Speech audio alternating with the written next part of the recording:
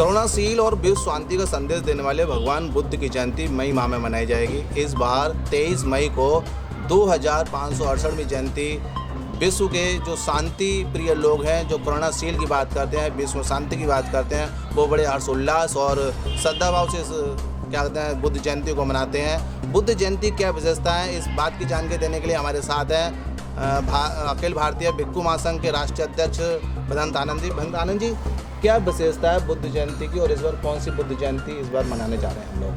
मैं सर्वप्रथम आपके 7 न्यूज़ चैनल को 7 इंडिया यानी न्यूज़ चैनल को जितने भी इसके दर्शक इससे जुड़े हुए हैं उन सभी के सुखी जीवन की मंगल कामना करता हूँ। और इसलिए भी करता हूँ कि ये जो बुद्ध पूर्णिमा है, ये त्रिपावन बैसाख पूर्णिमा, इसको हम बोलते हैं त्रिपावन बैसाख पूर्णिमा 2568 भी है।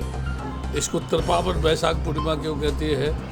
क्योंकि बैसाख में ही उनका जन्म हुआ पूर्णिमा में के दिन, बैसाख में ही उनका जो परिनिर्वाण हुआ और बैसाख में ही उनको संबोधि प्राप्त हुई। यानी विश्व का राजकुमार सिद्धार्थ जिसको संबोधि मिली, विश्व का इकलौता ऐसा इंसान है कि जिसको 3 चीज़ें जो है प्राप्त है। पहला, पेड़ के नीचे पैदा हुआ, दूसरा, पेड़ के नीचे ज्ञान प्राप्त हुआ, तीसरा, पेड़ के नीचे महापरिनिर्वाण प्राप्त हुआ।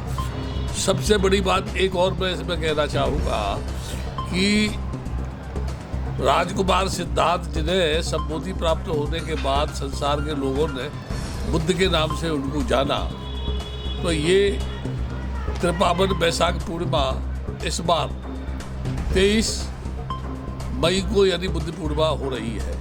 हम प्रतिवर्ष बुद्ध गया के कालचक्र मैदान में इस त्रिपावन बैसाख बुद्ध पूर्णिमा को मनाती है। मैं उसका मुख्य आयोजक हूँ। 3 दिन तक वहाँ ये बुद्ध जयंती का पर्व मनाया जाता है। जैसे इस बार 23 की है तो 22 तारीख को लोगों का वहाँ आना शुरू होगा, जबकि आना तो 21 से शुरू हो जाएगा। 22 को लोगों का आना शुरू होगा तो उस दिन मैं उनको संबोधित करूँगा। उसे मैं बौद्ध मिलन के नाम से लोगों को संबोधित करता हूँ। विभिन्न प्रांतों से उस दिन लोग आते हैं जिनके बीच में चर्चा करता हूँ और अगले दिन क्या क्या होने वाला है, क्या क्या उन्हें करने वाला है, किन किन बातों को उन्हें ध्यान में रखना है। क्योंकि बुद्ध गया एक ऐसी जगह है जहाँ विश्व के कोने कोने से बुद्धिस्ट आदमी आता है। वहाँ हर तरह का आदमी सक्रिय है, अपराधी भी है, शरीफ भी है, नशेड़ी भी है, गजेड़ी भी है ना। इसलिए लोगों से कहता हूँ अपने सामान की सुरक्षा करो, क्योंकि जो भी लोग आते हैं जहाँ जगह मिलती है वहाँ वो सो जाते हैं। हालांकि हमने जब से बुद्ध के आंदोलन को लड़ा, पहली बार जब बुद्धिस्ट सेक्रेटरी बना तो सर्वप्रथम 1-2 मीटिंग के बाद मैंने ये प्रस्ताव रखा कि आप बुद्ध जयंती को महाबोधि टेम्पल के प्रांगण में मनाते हैं, यानी अंदर मनाते हैं। और उस दिन आप दर्द नारायण भोजन के नाम से लोगों को खीर बांटते हैं। उसके बाद में बड़े बड़े अफसर आते हैं, नेता लोग आते हैं, उनकी वहाँ पर जो है मेहमानी होती है। तो मैंने उनसे कहा क्यों नहीं इस बुद्ध जयंती को हम कालचक्र के मैदान में मनाएं। वहाँ पब्लिक को बुलाना या लाना पूरे राज्य से मेरा काम है और व्यवस्था करना आपका काम है। तो उस समय पर मैंने ये प्रस्ताव पारित किया कि प्रतिवर्ष बुद्ध गया मैनेजमेंट कमेटी वहाँ मंच लगवाएगी, माइक व्यवस्था करेगी, पंडाल की व्यवस्था करेगी जिसमें पब्लिक ठहरेगी, है ना, और एक दिन भिक्षुओं को भोजन दान करेगी। और उसी दिन बुद्ध पूर्णिमा के दिन जितने भी चीवर वर्ष भर आते हैं उस दिन भिक्षुओं को वो सब दान में बांट दिए जाएंगे। जो जो भीड़ बढ़ती गई त्यों त्यों वो व्यवस्था भी बढ़ती गई। आज वहाँ 50,000 आदमी अगर पहुँच जाए तो उसकी रुकने की व्यवस्था है, उसके खाने की व्यवस्था है, भिक्षुओं की खाने की व्यवस्था है और ज़्यादा से ज़्यादा पब्लिक आए तो उसकी व्यवस्था है। हालांकि मुझे प्रतिवर्ष उसकी स्वीकृति लेनी पड़ती, तो स्वीकृति मिल गई कालचक्र मैदान की। साथ ही साथ नवनियुक्त सेक्रेटरी श्वेता जो है वहाँ की अभी नवनियुक्त सेक्रेटरी है, उन्होंने मुझे वहाँ के बंते ने मुझे फ़ोन करके बताया कि बंते जी कितने लोग आएंगे। तो मैंने कहा कि ये मैं कैसे कह सकता हूँ कितने लोग आएंगे, मैं बोल दूँ आपसे 20,000 आएंगे और आदमी आए मान लो 50,000, तो आप कहेंगे आप तो कम बता रहे थे। और यदि मैं ये कह दूँ आदमी 50,000 आएंगे और वहाँ आदमी आए 10,000, तो आप कहेंगे कि आप तो 50,000 बता रहे थे। इसलिए आप स्वयं देखो और जितने लोग आपको दिखाई देते हैं उसी हिसाब से आप व्यवस्था करो। तो मैं आपको ये बताना चाहता हूँ कि तिरुपावन वैशाख पूर्णिमा का पूरे विश्व में ये यानी महत्व है कि सारे संसार के लोग इस दिन बुद्ध विहारों में सजावट करते हैं, नाचते हैं, नचाते हैं, बड़े बड़े जुलूस निकालते हैं, सांस्कृतिक कार्यक्रम रखते हैं उसमें और बड़ी निष्ठा श्रद्धा के साथ इसको मनाते हैं। यहाँ बुद्ध गया में भी ऐसा कार्यक्रम होता है, पूरे देश भर के लोग जाते हैं और वहाँ दूसरे दिन यानी बुद्ध पूर्णिमा के दिन हम विश्व शांति यात्रा शुरू करते हैं और वो चारों तरफ से घूम करके यानी जयप्रकाश उद्यान जो वहाँ का है, जहाँ बाबा साहब की 7 से 50 किलोग्राम की स्टैचू लगी हुई है, तो वो जो विश्व शांति का जुलूस है वो जब निकल के जाता है घूमता हुआ तो उसमें जाता है उद्यान में और सभी लोग बाबा साहब को माल्यार्पण करते हैं, वहाँ बातचीत करते हैं, वहीं पर वो जुलूस ख़त्म हो जाता है। उसके बाद सभी लोग अपने अपने जो है स्थानों पर रहते हैं, वहीं पर अपना भोजन बनाओ, कुछ भी करो। शाम के 6 बजे से बुद्ध पूर्णिमा कार्यक्रम समारोह शुरू होता है। बुद्ध पूर्णिमा के अवसर पर देश के आवाम से मैं अपील करूंगा कि हमारे देश में जो बढ़ता हुआ सांप्रदायिकवाद का जहर है, हमारे देश में जो बढ़ता हुआ जातवाद का यानी जहर है, हमारे देश में एक दूसरे के प्रति जो वैमनस्यता की भावना बढ़ रही है, कम से कम बुद्ध पूर्णिमा के दिन हम ये संकल्प लें, भाईचारे के साथ हम देश में रहेंगे।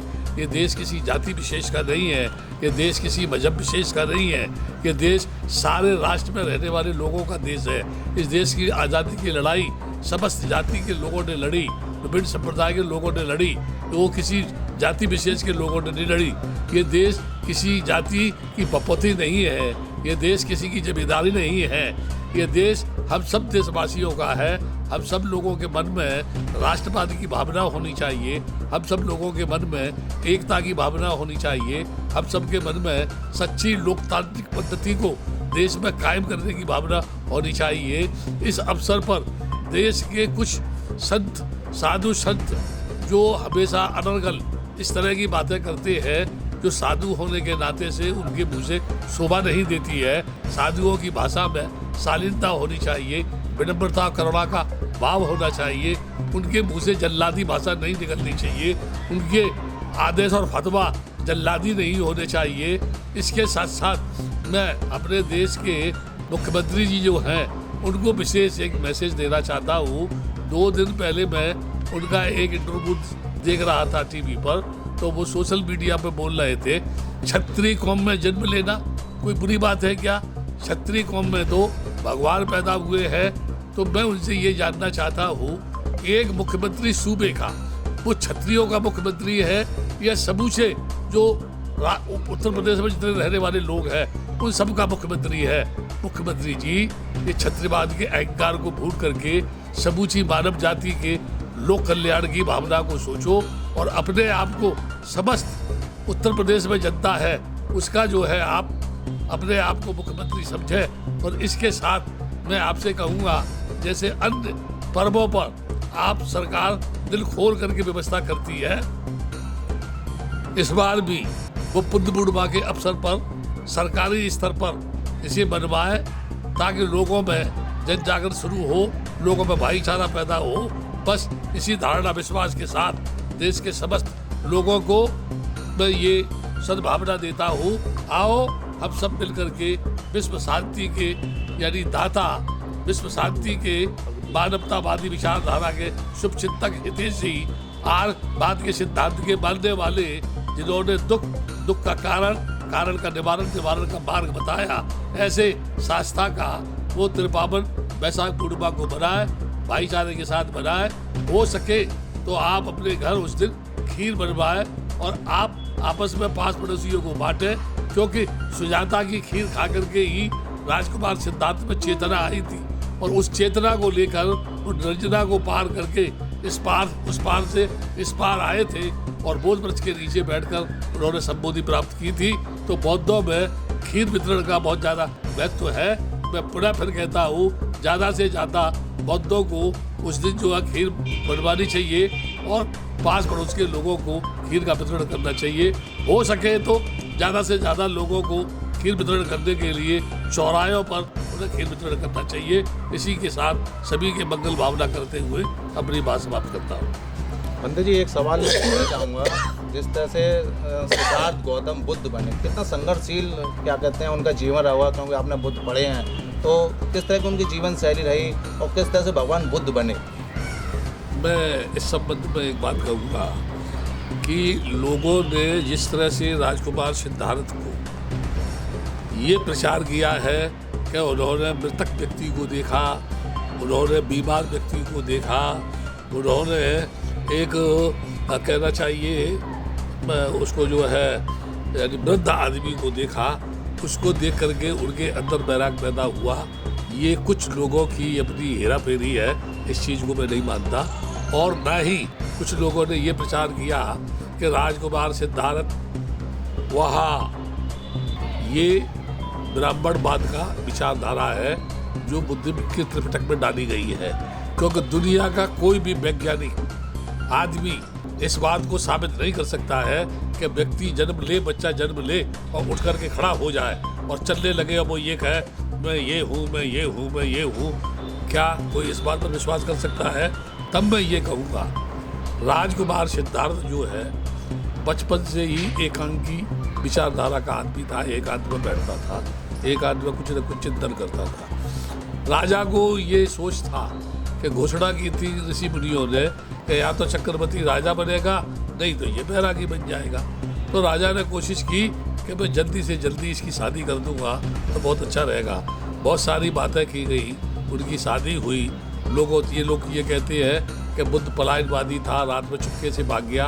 वो सब लोग मूर्ख है। बुद्ध चुपके से नहीं भागा, बहुत गाजेबाजी के साथ गया, पत्नी को समझा करके गया, क्योंकि उस समय का ये नियम था। उस समय सही मायने में लोकतंत्र था।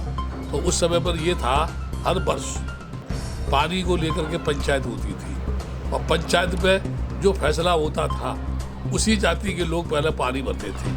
अब उसमें शाक्य थे, कोली वंशज थे और भी कम्युनिटी के लोग थे। तो राजकुमार सिद्धार्थ जब जवान हुआ तो उसने पंचायत का जब मेंबर बना तो उसने इस प्रथा का विरोध किया और उसने ये कहा कि देखो, इस तरह से झगड़ा करना, लाठी चलाना, खून बहाना पानी के लिए मेरी नज़र में गलत है। मैं ये कहूँगा कि दो लोग शाक्य, दो लोग कोली, ये चारों मिलकर के एक पांचवा आदमी चुने और पांचों मिलकर के जो फैसला करे उसके अनुसार लोग अपने खेतों में पानी भरे। तो लोगों ने उनकी बात को माना नहीं। तो उस समय 3 दंड थे। एक तो ये कि पंचायत की बात जो नहीं माने उसका राजपाट से निष्कासन कर दिया जाए। दूसरा ये, उसको जो है संपत्ति उसकी जब्त कर ली जाए। तीसरा ये, अगर दोनों में से लागू नहीं हो पाता है तो इसको मृत्युदंड दिया जाए। राजकुमार सिद्धार्थ ने कहा जमीन जायदाद मेरे बाप की है, इसलिए उसको जब्त करने की कोई ज़रूरत नहीं है। और जहाँ तक देश निकाले की बात है, मैं स्वयं ही ये राजपाट छोड़ करके जा रहा हूँ, तब मृत्युदंड देने की भी कोई आवश्यकता नहीं है। तो सभी लोगों ने कहा कि ठीक है, आप जा रहा है तो आप जाओ। जब वो वहाँ से निकल करके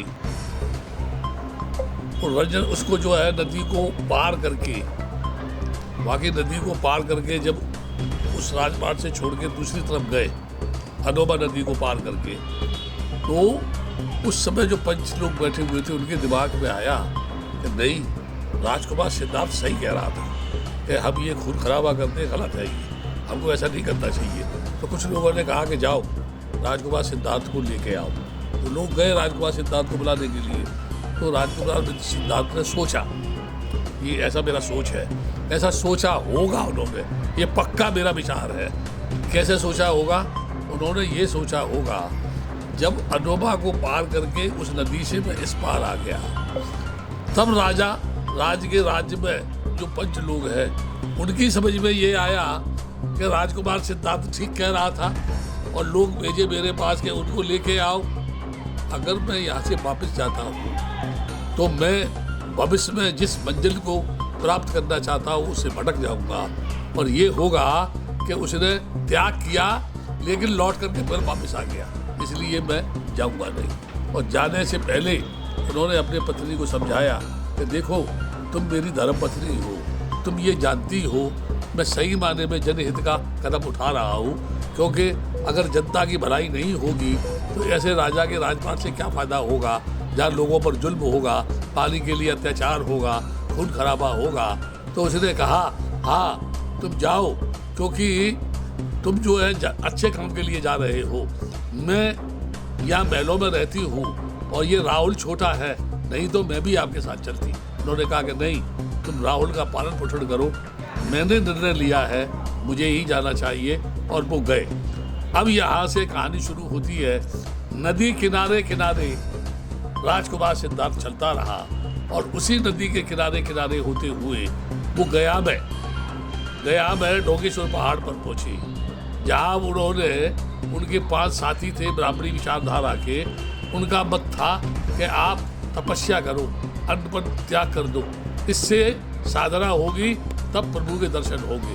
उन्होंने उसी को अपनाया, लेकिन जब कुछ हासिल नहीं हुआ, शरीर सूखने लगा, तो वहाँ सुजाता नाम की एक लड़की थी, वही सुजाता बस्ती है आज भी निरंजना नदी के उस पार में। तो उस लड़की ने ये कहा था, हे बटवृक्ष, यदि मेरी मनोकामना पूरी हो तो मैं तुझे जो है खीर दान करने आऊँगी। लेकिन जब वो वहाँ गई तो उसने एक ऐसे कंकाल को बैठा हुआ देखा जिसकी हड्डियां निकल रही थी, मांस सूख रहा था, चेहरा बैठा हुआ था, शरीर का एक एक रोम उसे नजर आ रहा था। उसने सोचा आज तो मेरी यानी भावना से बटवृक्ष स्वयं प्रकट हो गए हैं और स्वयं विराजमान है। तो उसने कहा कि हे बटवृक्ष, मैंने ये मनौती की थी कि मैं आपको खीर दान करूँगी, ये मैं खीर लेके आई हूँ, इसे आप स्वीकार करो। तो थोड़ी सी खीर राजकुमार सिद्धार्थ ने खाई तो उसमें चेतना सी आई और उसके मन में आया कि शरीर को सुखा देने में कोई सार नहीं है और शरीर को अच्छा भला चंगा तंदुरुस्त पहलवान जैसा बना देने में भी कोई सार नहीं है। उसने नदी पार की और बोध वृक्ष के नीचे बैठकर वज्रासन यानी पत्थर के उस पर सिंहासन पर कहना चाहिए घास का वो बना करके चटाई बना के उस पर बैठा और ये प्रतिज्ञा की कि जब तक मुझे ज्ञान की प्राप्ति नहीं हो जाती तब तक मैं यहाँ से हिलूंगा नहीं, चाहे आंधी हो, तूफान हो, वर्षा हो, कुछ भी हो। निरंतर वो अटल संकल्प पर बैठा रहा।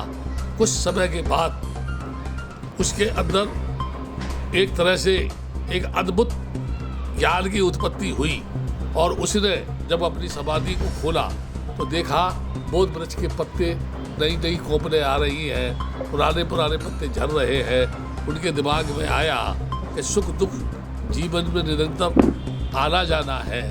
उनके दिमाग में आया जन्म के बाद निश्चित मौत निश्चित है। उनके दिमाग में ये आया ये काया परिवर्तनशील है। तो वहीं पर उनके दिमाग में ये आया जो है कि सच में ये जो मैं जिस रास्ते पर भटक रहा था उससे मैं सही रास्ते पर आ गया हूँ। 6 सप्ताह उन्होंने वहाँ व्यतीत किया। वहाँ ब्राह्मण को दीक्षा दी। बर्मा के 2 गुल्लक और उसका भाई था व्यापारी, उनको वहाँ पर उनको ज्ञान दिया।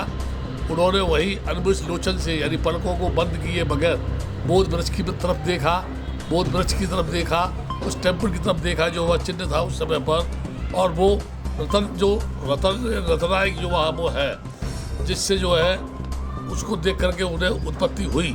उसके बाद संबोधि मिलने के बाद उनके मन में आया क्यों नहीं मैं उन लोगों के पास जाऊं जो मुझे छोड़ के चले गए थे। जब वो पता लगा करके बरगदा वन महाविहार में पहुँचे, साथ वहाँ पहुँचे तो उन 5 लोगों ने सोचा कि हम उठेंगे नहीं, न इसका सम्मान करेंगे। लेकिन ज्यों जो वो नज़दीक पहुँचे वो खड़े हुए और नतमस्तक उनके शरण में आ गए। तो बुद्ध ने वहाँ कहा ये जो आषाढ़ी पूर्णिमा को गुरु पूर्णिमा होती है जब हम लोग बरसावास शुरू करते हैं, ये बरसावास उसी दिन से शुरू होता है जिस दिन भगवान बुद्ध ने सारनाथ में मर्ग बिहार में उन 5 परिव्राजकों को जो उनके साथी थे उपदेश दिया। वहाँ उन्होंने कहा अविद्या से संस्कार, संस्कार से विज्ञान, विज्ञान से नाम रूप, नाम रूप से आयतन, आयतन से स्पर्श, स्पर्श से वेदना, वेदना से तृष्णा, तृष्णा से भव, भव से उपादान, उपादान से जरा, जरा से मरण। बोले मेरे साथियों, जीवन का ये चक्र है, ये 12 अनुलोम हैं, 12 पटलोम है। अविद्या नहीं होगी तो संस्कार नहीं होगा, संस्कार नहीं होगा तो विज्ञान नहीं होगा, विज्ञान नहीं होगा तो नाम रूप नहीं होगा, नाम रूप नहीं होगा तो आयतन नहीं होगा, आयतन नहीं होगा तो स्पर्श नहीं होगा, स्पर्श नहीं होगा तो वेदना नहीं होगी, वेदना नहीं होगी तो तृष्णा नहीं होगी, तृष्णा नहीं होगी तो उपादान नहीं होगा, उपादान नहीं होगा तो भव नहीं होगा, भव नहीं होगा तो जरा नहीं होगा, बीमार नहीं होगा, आदमी मरेगा नहीं, शोक कुल नहीं मनाएगा। तो उन्होंने बताया जीवन निरंतर परिवर्तनशील है, एक चक्रवात की तरह से ये गतिशील है। जिस तरह से नदियाँ पानी से भर जाती हैं, कभी सूख जाती हैं, कभी ज़मीन हरी भरी होती है, कभी ज़मीन सूख जाती है, कभी वर्षा का मौसम आता है तो कभी सर्दी होती है तो कभी गर्मी पड़ती है। ये जीवन का एक चक्र है।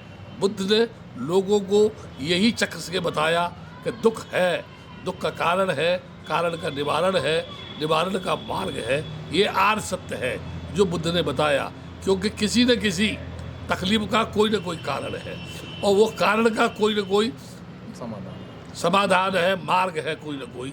ये आर्य सत्य दुनिया में प्रसिद्ध है।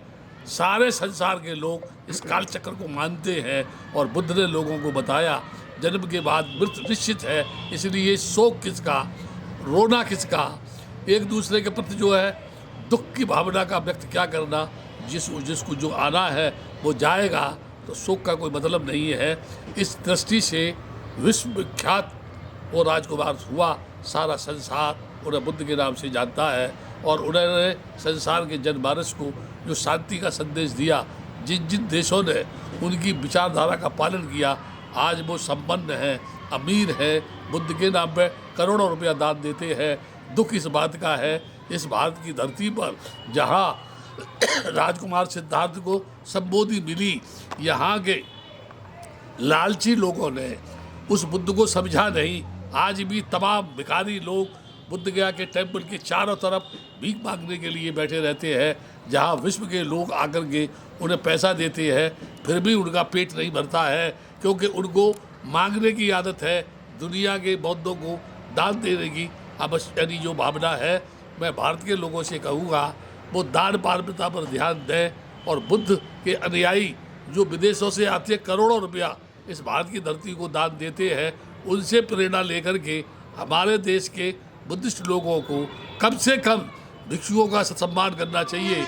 और विशेषकर मैं भिक्षुओं से भी एक बात कहूँगा, जो परस्पर एक दूसरे के प्रति द्वेष की भावना रखते हैं, परस्पर एक दूसरे की आलोचना करते हैं, परस्पर एक दूसरे को छोटा बड़ा बताकर अपने को बड़ा बताते हैं, परस्पर एक दूसरे को जाति बंधनों में बांधते हैं, ये बुद्ध का मार्ग नहीं है, ये बाबा साहब का मार्ग भी नहीं है।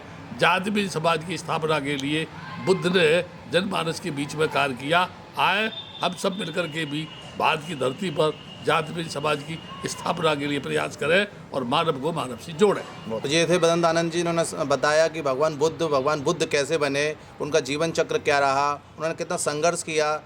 लेकिन अगर बात की जाए कि भगवान बुद्ध की जो जीवन शैली थी वो कालचक्र को समझाने में पूरी निकल गई। दुख क्या होता है, दुख का निवारण क्या होता है, दुख का कारण क्या होता है, इस बात की खोज करने के लिए सिद्धार्थ गौतम निकले घर से और वही भगवान बुद्ध बने। और जो 23 मई है उसमें 2568 बुद्ध जयंती मनाई जाएगी। बदनदानंद जी का कहना है कि इस बुद्ध जयंती को हर्ष उल्लास से मनाएं, जातिवादी मिटाएं, द्वेष भावना को मिटाएं और जो मानव एक समान, जो एक विश्व शांति का संदेश दिया भगवान बुद्ध ने, उसको अपनाएं और जो एक दूसरे को बड़ा छोटा समझ रहे हैं उसको मिटाएं, क्योंकि विश्व शांति तभी होगी और जब मानव एक समान होगा, तो अब फिलहाल देखने वाली बात ये होगी कि जो बुद्ध पर मार्ग पर चलने वाले लोग हैं, क्या वो इस बात को समझेंगे, और जो बुद्ध के मार्ग पर नहीं चलने वाले हैं, क्या वो विश्व शांति के संदेश को समझेंगे। ये अपने आप में एक बड़ा विषय बना है, लेकिन देखने वाली बात ये होगी, क्या इस देश में या क्या विश्व में विश्व शांति कभी कायम हो पाएगी, या फिर ये देश इस तरह से ही एक दूसरे पर लालचन और आलोचना करता हुआ ये चलता रहेगा। 7 इंडिया न्यूज़ के लिए भगवान सिंह के साथ गीतम सिंह।